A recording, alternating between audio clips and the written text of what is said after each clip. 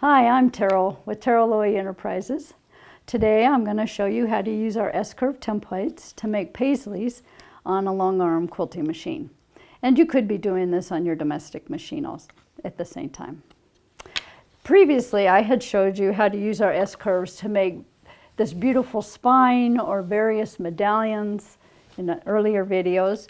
And then eventually I even went on to use making medallions with spirals. You again, just using our S-curves. You can see it right here, the S's, just spinning them around. I even did this filler using the S-curve. Well, today I want to show you how to play with paisleys. I guess you could say this is my new passion or my most recent passion. I'm going to show you how to make the basic paisley. We'll do a chain here vertically of them using the 2-inch S-curve. This is that skateboard grid tape we talked about before. Very easy to get it off and on when you want it. Why I have it on both sides of the S-curve is sometimes I want the paisley to go in the opposite direction, so I just flip it. I have on the hopping foot, the ruler hopping foot today. So therefore I could be using the 1/4 inch templates, but I happen to have a 3/8 inch template right now, which works great. This is a 4-inch space, and I did mark a center line with chalk. It just saves a lot of time. I could align my paisleys anyway, or I could keep them random, but for today I went ahead and marked a center line. So to start, I would just position the template using the etch lines on her on the center line, wherever I wanted it to start. And in this case, when I use the S-curve to make templates, I have found if I could use the whole S, but I have found if I just use about stop at about 45 degrees, then I like the result a little better. It gives me a little bit more design freedom when I go to dress out the paisley.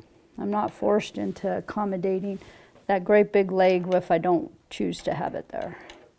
I'm doing a quick little lock here, so I can just stick these threads under here as we go. In this particular paisley, you do often back over the line twice, so you don't have to do that, worry too much about your secures. Okay, I'm holding the tool, off we go. I have my handlebar up out of the way for 2 reasons. One for the camera, but also it's easier to hold the template if it isn't in the way. And I just go around. Okay.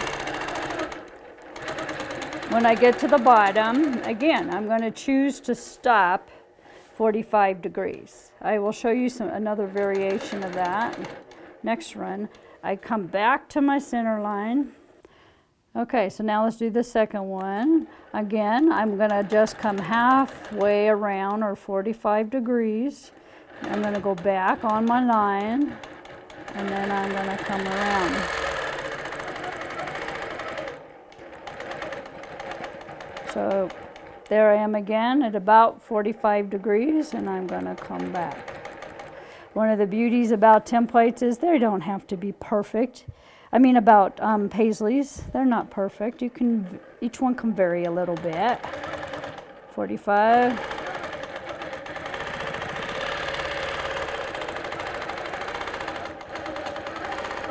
Okay, and I'm going to stop.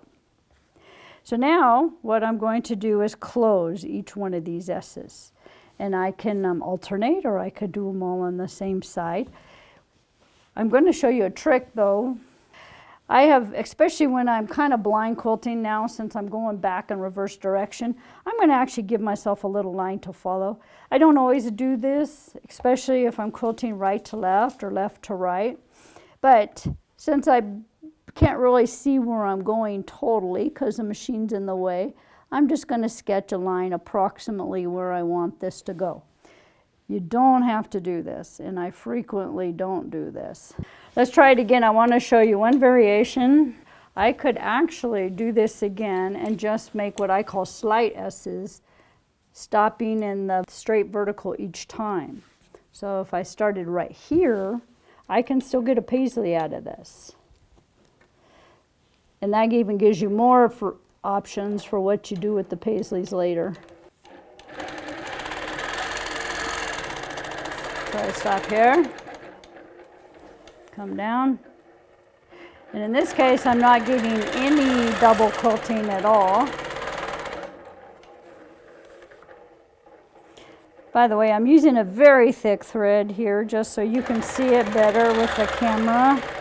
I'm using a 30 weight. I don't tend to quilt with a 30 weight, but I was hoping it was more visible for you. So now would be the time when I would come back.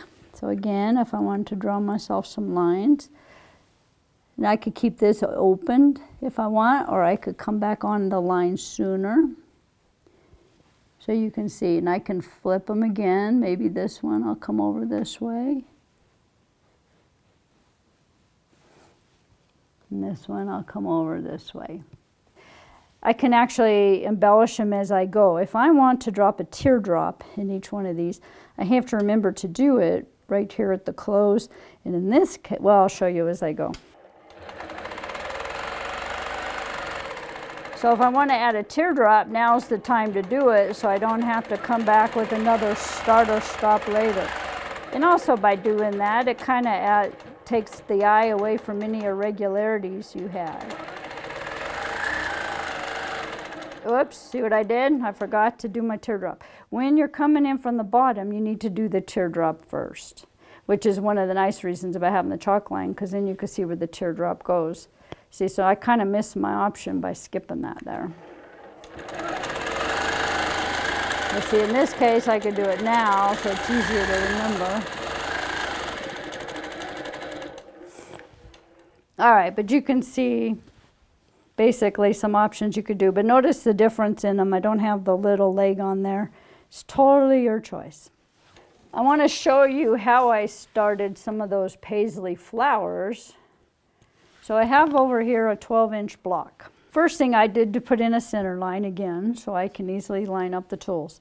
I then put in these 45-degree lines, and I tried out my templates for size. I could fit this 3-inch in there, but it's gonna be tight, see, because remember my hopping foot's gonna be a 1/4 inch away, and I want it to hit the center. It's just gonna hit that edge and fill this space up pretty good.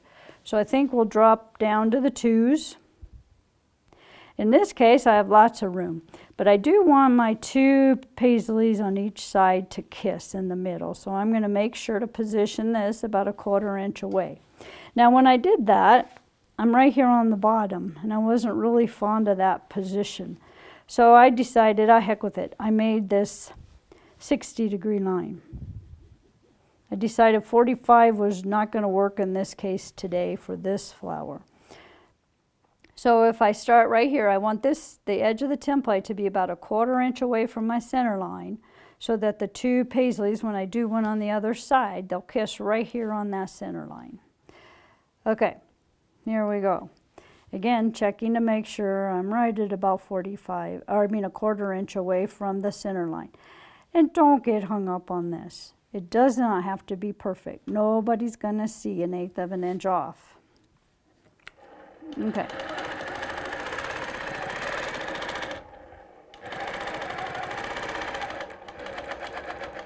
Stop at about 45, which puts me right on the line.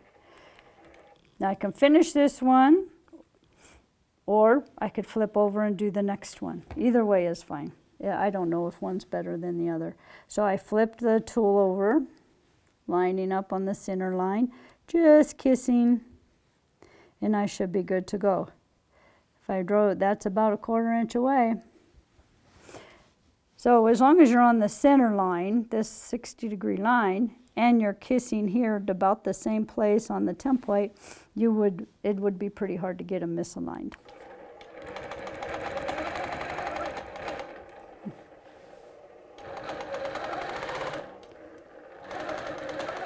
Try and keep my hand out of the way of the camera at the same time I'm trying to quilt. All right, there we go. All right, so now I have 2 mirror image ones, so we're going to finish them off. I might say, well, what should we do today? I can merge this into there right here about the center, or I could keep it open. Either way, I think I'll merge. So I would do the same thing right there. Just a quick little chalk, make sure I get them close to symmetrical. But again, I'm not looking for perfect. Okay, you like those? Let's quilt them.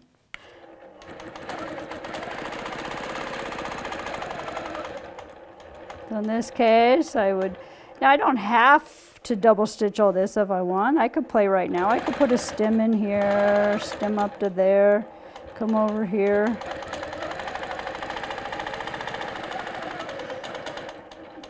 And there we are.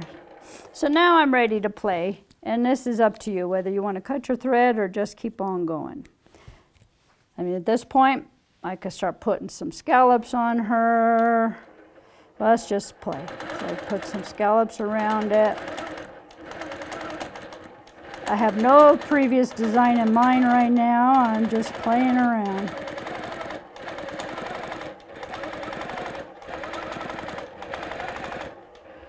So now that you've seen how to make the paisley, let's just quickly review what some of the things I did with it. Here I just stacked really quickly the three sizes to make this little flower or tree, landed with the end one. Here I was just using our little 1-inch paisley and just kind of made this little vine that looks like blueberries. I had a little curved spine and I just stacked them on there, flipping it to come over the other side. And then I call these my paisley flowers. This is where you just get to have fun. Be crazy, be creative, and just do what you want. You can see here, I started with 2 S curves, flipped it, did the other one, and just started filling in and playing. And I got to the top of this one, and I thought, he needs a hat. And I did 2 more of our small S curves up there. Or here again, you can see I used the big S curve to make this one. She's right there. And then I came back on it and did a ribbon by intersecting the line I had just did, and then started filling in and playing. And did the other side. I am caught there, sorry, my cord was caught. Here's a quick little sashing design you can do just with using the 1-inch S curve. I went inside as I made them after each one, and I put the little teardrop in the middle. Or you can just use them as a filler, a very dense filler, but also very dramatic. I just did one at a time, filled her up, played, and then where I could, I transitioned to the next one. Or if I couldn't, I actually cut the thread and started over. Okay, so go have fun with making paisleys, and I look forward to seeing with what you guys come up with.